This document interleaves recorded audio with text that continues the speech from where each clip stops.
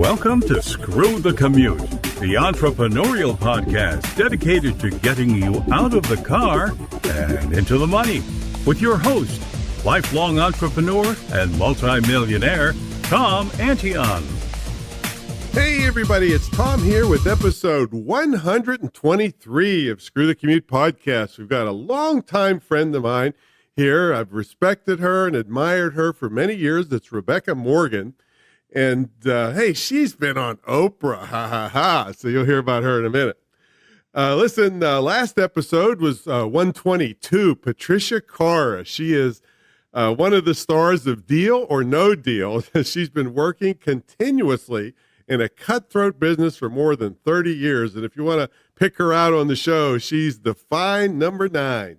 So check her out on Deal or No Deal, but check her out here when you get a chance on our last episode. She's really 30-some years in Hollywood, and she still looks like she's 12 years old, and she could do a Glamour commercial or a Swiffer commercial, and you wouldn't know, the same girl. So check her out at episode 122. Now, I've got a big freebie to thank you for listening to this podcast. It's my $27 ebook, and that is a real price. We sold hundreds of them for $27. How to automate your business. And just one of the tips in this ebook has saved me over 7 million keystrokes. And I have all kinds of automation techniques in there and for your cell phone and everything else. So check it out at screwthecommute.com/automate free. Screwthecommute.com/automate free. And of course, as always, all the things we mentioned will be in our very extensive show notes.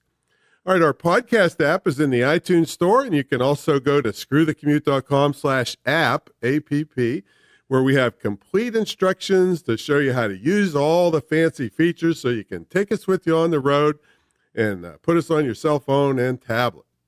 And please, please, please, if you get a chance, go to iTunes and leave us a review and a rating. It really helps out the show. And tell your friends about it, too. I mean, the more the show grows, the more freebies I'll be able to give you. So spread it around for me. Give me a break there.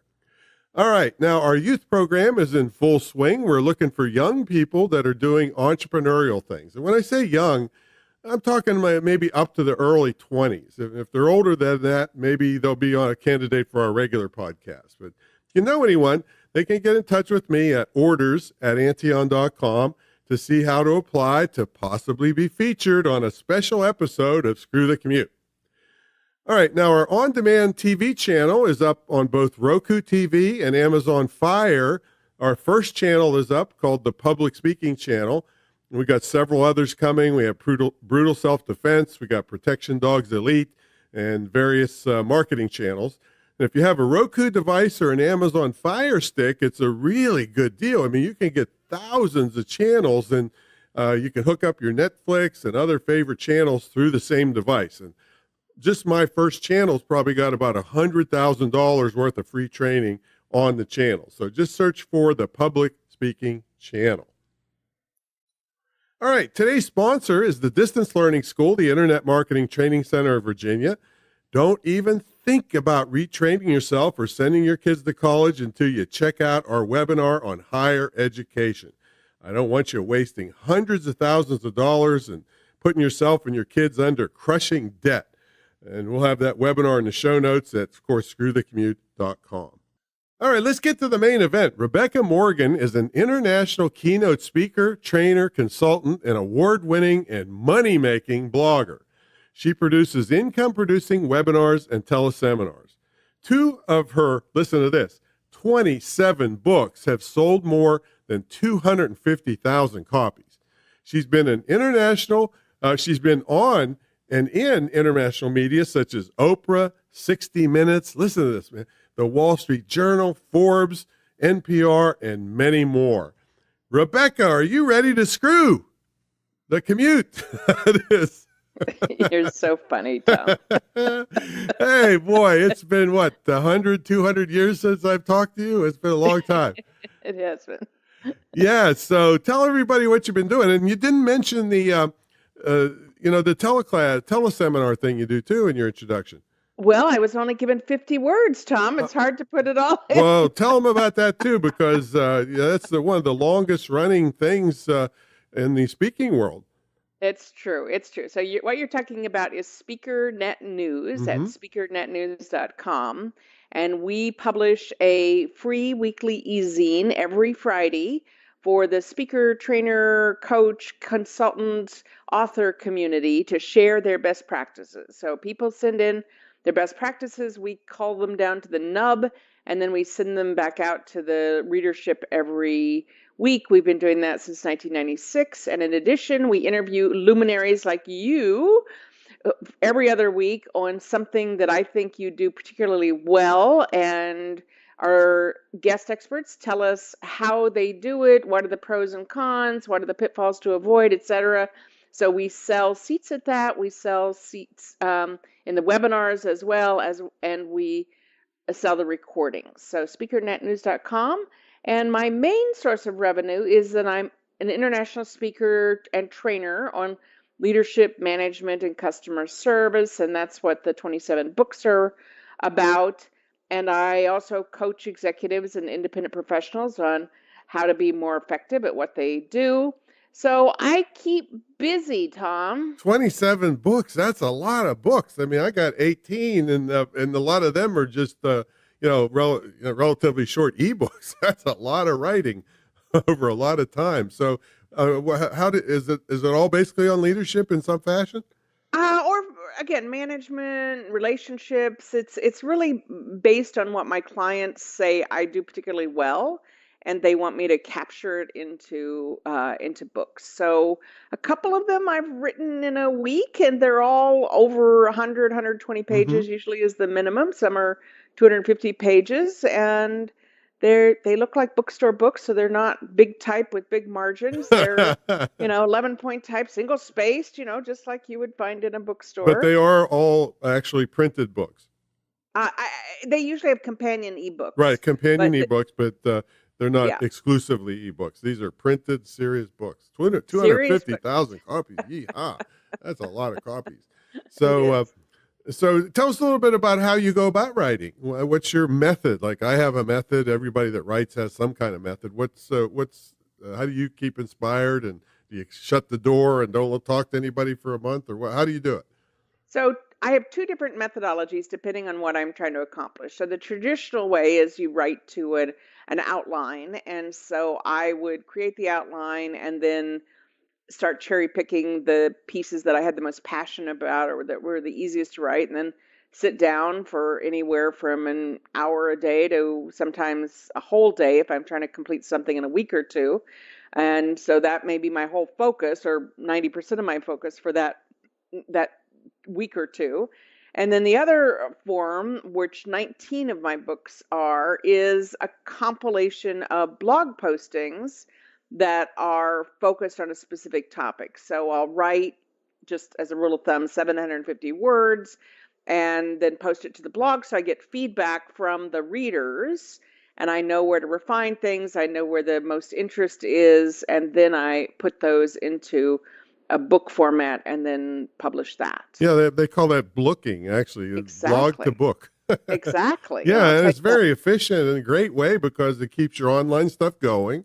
You can do it in small chunks and end up with a nice long product out of it. That's great. Well, and I did it every day for 18 months. I wrote every day to one blog. And at the end of the time, I had enough content for 1,320 to 250 page books. And so if each blog posting is, again, 750 words, that translates into 3 pages of 11-point type, single spaced, 8.5 by 5.5 format, so trade book. And so I've gotten it down to about 20 minutes. I could do that in about 20 minutes a day. Now, do you self-publish or do you major publish? How do you get the books Those out particular ones that I've self-published because I have a built-in audience with my with my speaking. But the 2 that were sold for 250,000 were by a publisher, and 1 or 2 of the others were by a different publisher. I just got tired of giving them 90% of the revenue.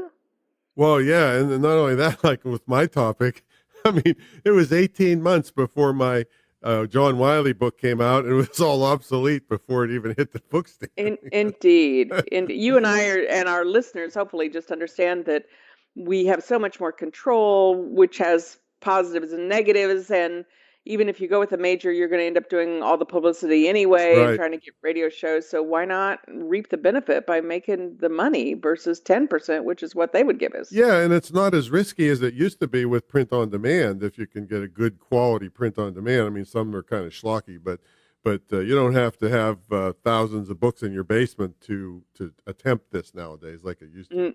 No, and like you were saying, if your topic changes, it's so easy to do a second edition or another edition with the modifications. Exactly, right. Because, yeah, that was driving me crazy. I'm thinking, 18 months? What are you talking about? I'm going to look like a fool when it hits the stands. I know. So let's take you back. How long have you been working for yourself? 1980, Tom. Remember how young we were in 1980? I don't think I was born yet. No, I don't remember. No. Yeah, I remember. Unfortunately. So that's how long you've been working for yourself, right?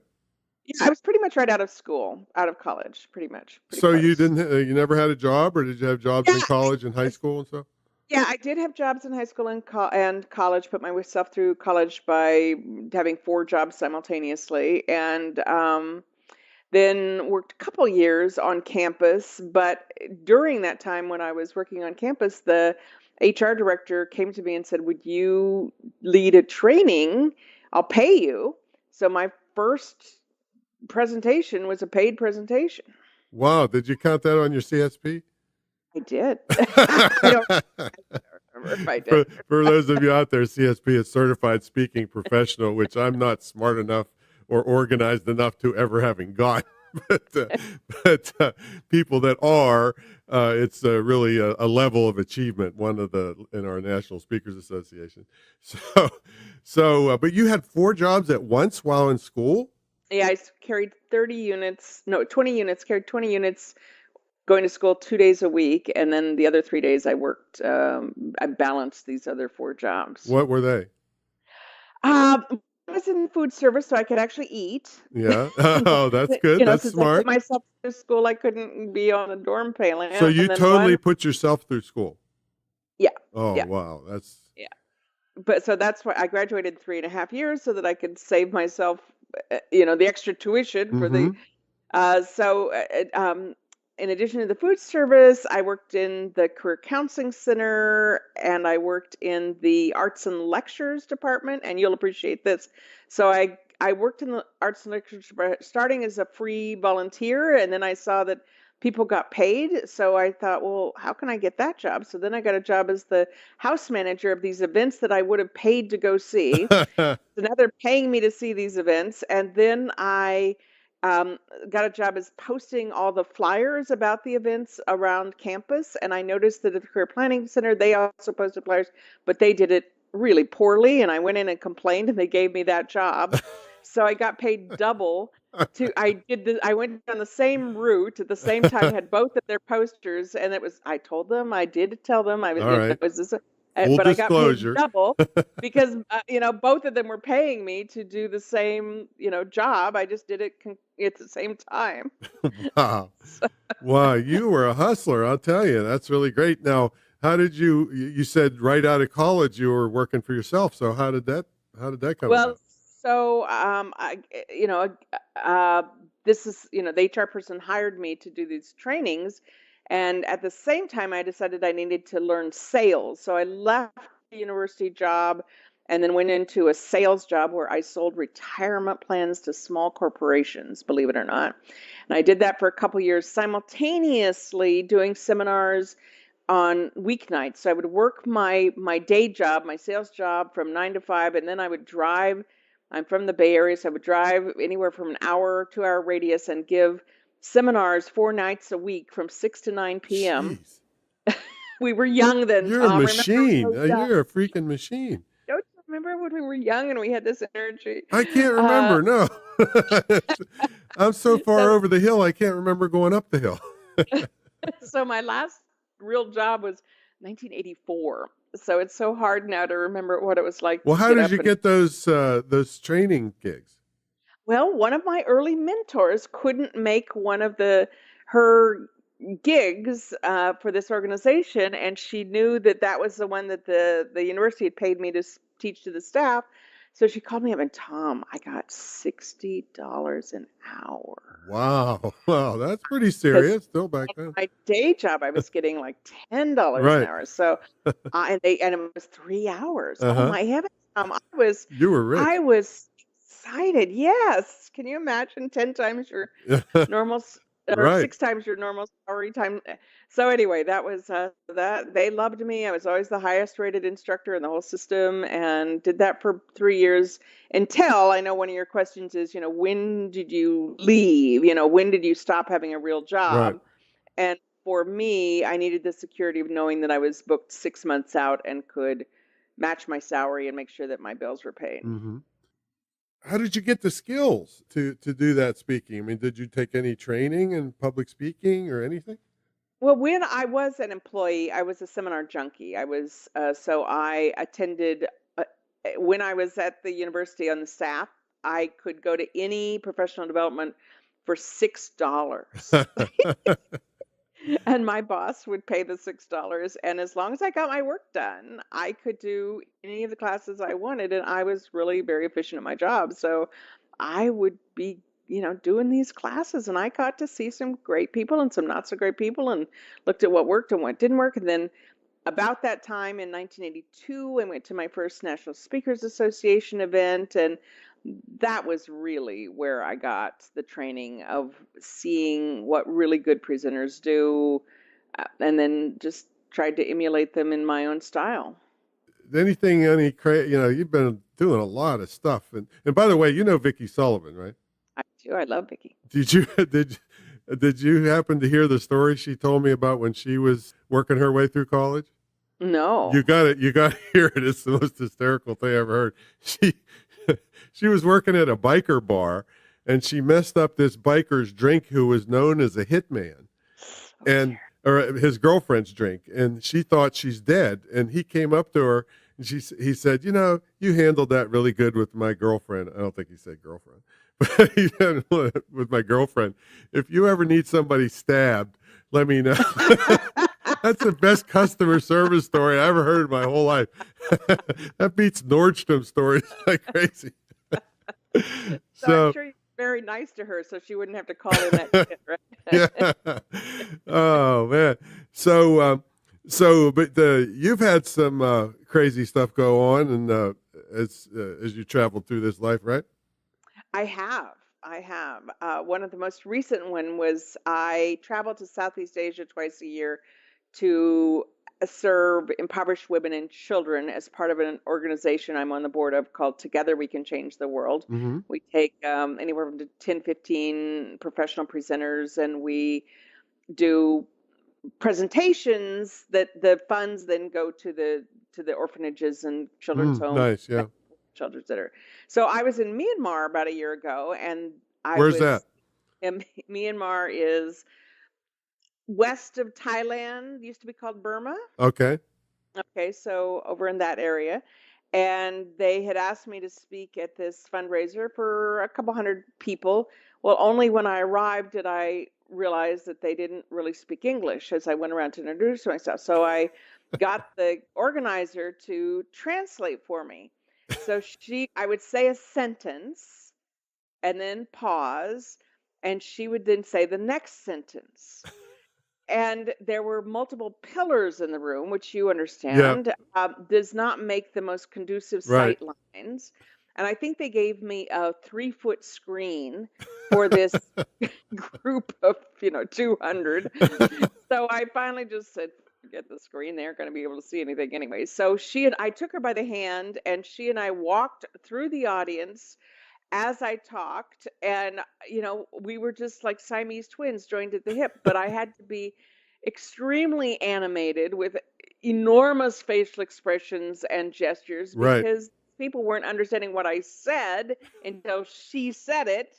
So I had to keep their attention on during my time by just being outrageously silly. And It ended up working out really well, but it was one of those that you think, oh man, they do not speak English. What are we going to do? Oh man, yeah. So yeah, I've spoken in Thailand a couple times and Indonesia and now fortunately it was business audiences and the audience spoke English. But there's the thing that I learned the first trip is the setup crew doesn't speak English. Mm. So I started taking pictures of like a projector and a screen with me to these. Yeah, I mean, it's perfect. I put it in my Wake 'em Up book because that's, how do you explain? I need a 12 by 12, overhead screen or something. So that worked out pretty good. But, and also, when you speak internationally, there's a lot of norms you got to watch out for. Like, for instance, my normal thing would be to shake hands with everybody and invite them to sit up front and all that. But you can't do that because the bosses have to sit up front. And if you put a person in a bad situation that they don't want to offend you, but they can't sit up front and jump in front of their boss, you should know all this stuff before you go over there. Well, and especially in Indonesia, you cannot shake hands with some of the women. Exactly, right. All of those things. And in Thailand, Yeah. we couldn't step on the threshold because that's where the threshold god lives. And, just stuff, all kinds of stuff. But We'll talk about how you took pictures. So again in Myanmar, the restaurant staff didn't speak English, and I was trying to get scrambled eggs for breakfast and just coming up with nothing and trying to pantomime, breaking an egg. And finally I had to go on Google Images. you have to start clucking like. Well, it's scrambled. I didn't want just an egg. So I had to find a Google image of a scrambled egg and show them. Whatever it takes. Yeah, they have those. I see these things online sometimes where you talk into it in English and then it translates it into the other thing out loud and to the people. That seems like that'd be a handy thing to have. Yeah, now there are apps that will help you, but at the time there weren't. And also Myanmar doesn't have dependable internet. Yeah. So you can't depend on that at all. Yeah. So I had this, I can't really tell the whole story here, but I had a student years ago that had a Russian bride service over in Russia. And I got him writing ebooks about how not for U.S. guys not to get ripped off over there. And then he quit the Russian bride service because he said, they're all crazy and they're liars. And he just went around to all the countries and started writing books on how to not get ripped off. So that was cool. But he did marry a Russian girl. And he was in bed with her and he asked her how you said breast in Russian. And she told him. And then he's in a restaurant the next day or so, and he wants to order chicken breast. Oh no. And and the whole restaurant like cracks up and starts laughing. He said like a slang word for a woman's breast instead of chicken breast. so yeah, when you go to international, you gotta really learn a little bit before you go there. And I mean, a lot of them are westernized and they cut you a lot of slack, but just trying makes them really love you, to know what they're doing, say a few words in their language and stuff. So tell us what, you got something coming up, right? Don't you? I do. So my latest book, my number 27, is called Leadership Lessons from Silicon Valley, where I live. And I put my slides in the book along with my commentary, and I call it a slook. You know how we talk about books? Yeah. Yeah. So slides in the book become a slook. And so did you coin that term? That's pretty good. I did. I'm trademarking it. Yes. So I'm doing a 3-part live virtual seminar on how presenters can make a book out of their slides so that they can either pre-sell it at their presentations or sell it back in the room, so that it not only is a standalone for people who weren't in their talk, but they can sell it as these are the materials. So it doesn't look like a workbook, although it has some of those elements. It looks like a book that's on your bookshelf, which I think has more gravitas, more staying power. So the Slook mini course is just at bit.ly /Slook Yeah, don't worry course. about it. We'll put it in the show notes. They'll never Okay, remember that great. kind of stuff. But So 3 Thursdays starting May 16th, oh, so it's going to be an online course. but it's live virtual. All right. So And if they purchase it, can they, if they can't make it, can they watch it later? absolutely. Okay. So that I will record, but they, I'm not going to sell it as a standalone. That you need to be engaged in the course. Mm-hmm. Yeah. Okay. So the So, intention is that at the end of the month, they have it ready to send off to the printer. wow. Yeah, that's great. You know how people always come up and just ask you for your slides anyway, and then you know how you're going to sell them, but this is a way to actually sell them. Exactly. And because Tom, when's the last time you looked at a slide deck that somebody sent you? Never. We never Yeah. do. Exactly. But in a book with the commentary, I think people are going to be not only more engaged during the talk because they're going to follow along with you, but they're going to look at it afterwards, and that creates more value Well, for all yeah, of us. because even a lot of slides wouldn't make sense without the commentary. I mean, you just see a bunch of bullet points. You're like, how do you, what does it mean? A And lot of us just have an image with a word or two to exactly. prompt the story. So this gives them much more. And then anyway, I don't want to get into the details, but yeah, that it's just I don't know anybody else who's doing this. No, I So never even heard of it. That's for sure. So that's pretty cool. So we'll have that in the show notes. Everybody check that out. And it's coming up when? starting May 16th. Okay, so by the time they hear this, it may not be open yet, but May 16th, check out, and we'll have the exact link to it in the show notes. So what do you like best about working for yourself, and what's the worst part? They sort of parallel. So I love the freedom and flexibility to do whatever you want, whenever you want. So that's the blessing, but of course that can be the Yeah. curse if you don't have the discipline, because we tend to be shiny objects people and get distracted. And like today in Silicon Valley, it's a beautiful day here, and I'm tempted to go out and be in my garden, but no, I need to hunker down. And one of the biggest challenges in the 3 decades I've been in business is to focus every day on something that will make me money short term, something Mm-hmm. that's going to make sure that your bills are Right. paid. And that takes discipline, which if you're self-employed, a lot of people come into it having had a boss who tells them what to do. And this way you have to decide what to do. And sometimes we don't make the right decisions. Well, yeah, that's part of the glory of it. Sometimes you don't have to do what somebody else says, but then it can bite you if you go too far with that. That's right. And I think for those of us who work with the corporate clients, it's the chasing the money part that gets really old. When we sell stuff online, they pay up front, it's great. But if you're selling to corporate, sometimes they're on 30 or 60-day pays, and then the accounting department screws around, and I just hate that part. I do too. And I mean, I haven't dealt with that for over 20 years. I've been doing all public seminars. But yeah, that used to drive me crazy. 90 days, 120 days back in those days. And I guess some of the government agencies can pay with credit cards and stuff now. But still, yeah, I just hate that. I like to do the work, get paid, be done with it. That's right. So, all right, we got to take a break for a sponsor again. And when we come back, we're going to ask Rebecca, what's a typical day look like for her? Maybe we'll ask her if she's on the road and one if she's home, and then how she stays motivated. Folks, you know what colleges and universities are doing? Well, according to gradeinflation.com, they're raising grade point averages to make it look like they're doing a better job of teaching when there's a mountain of evidence that says they aren't.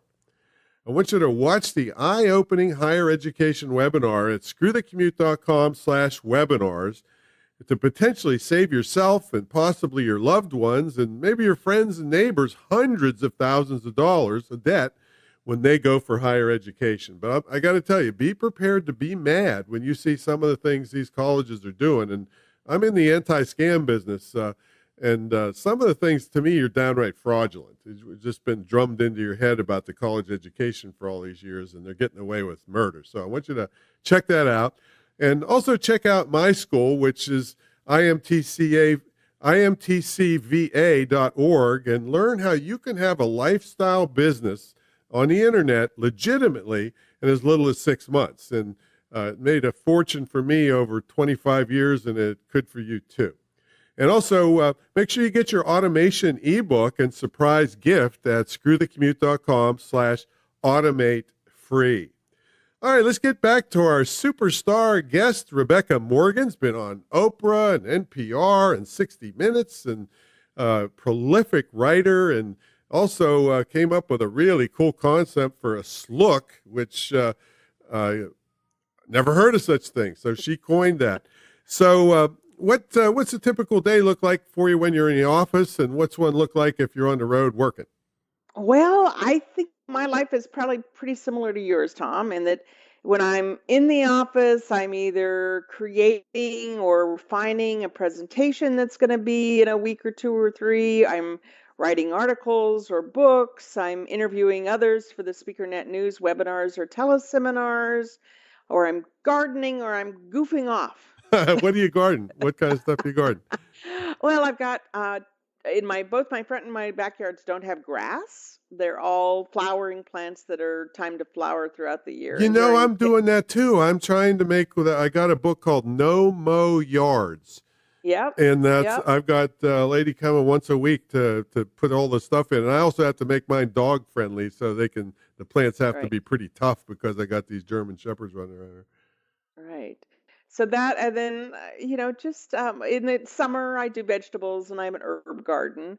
But, when it's a beautiful day out, it's like, why be inside? So sometimes once I'm not gardening, I just go out inside and work. That's the beauty Oh, of that's nice. Yeah. laptop will Yep. travel. Mm-hmm. And when I'm traveling, I just got back. I was in San Diego doing 2 presentations this week, and I try to see friends. So on this particular trip, I went in early and I had lunch with one friend, dinner with another, spent the day hiking after a presentation with another. I just found early in my career, I got really tired of going in.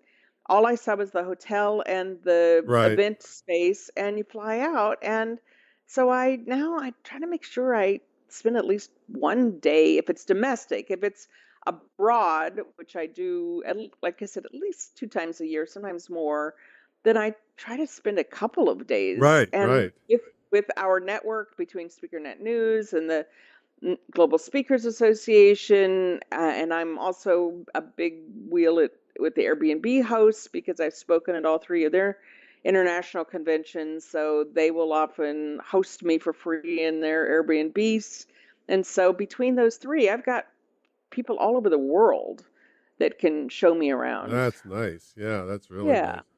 Yeah. Yeah, and especially with the travel is tough on you, so having some extra days to just decompress from the flying I haven't been on an airplane for 2 years, and I just love it. Wow. Yeah, Wow. But you did go to Morocco and you I've did been all of all that. over the place. Yeah, I were know you in you have. Morocco with us? No, not with you, Oh, but I have been to Morocco. did I? Well, you never heard my Morocco story. Well, somebody got mugged while we were there, but that wasn't the most interesting part. We went on this. I actually have these pictures of me on a camel dressed like a sheik with a laptop and a cell phone up on the camel. I've seen that Yeah, picture. yeah. But the thing was, so we're on these camels riding around the desert dunes and stuff, and we come up to this really ornate giant tent. You know, the picture of ornateness with tassels hanging everywhere, and they had these beautiful tables laid out. And so we parked the camels, all right, and we're waiting, thinking, okay, they're going to lay out this big spread of food for us. we turn around. The Pizza Hut truck was driving out through the sand dunes, and we had pizza. We were like one sand dune from the hotel. Yeah, it's a lot of fun, I'll tell you. So, well, boy, it's been great catching up with you, and I want everybody to check out our show notes, and then the show notes will come out before the product is actually ready, I understand. So make sure you put a favorite on our show notes so you can get back and check out that very unique product that she's coming up with in the middle of May. So thanks so much. You got any closing ideas for any of our, we call them screwballs on here, that they're thinking about getting in business or improving their business? Sure.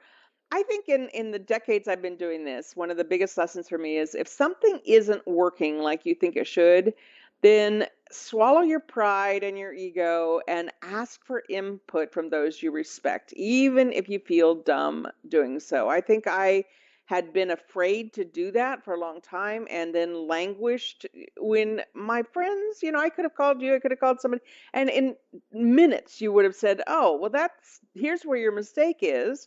So just swallow your pride, ask for help or input from those you respect.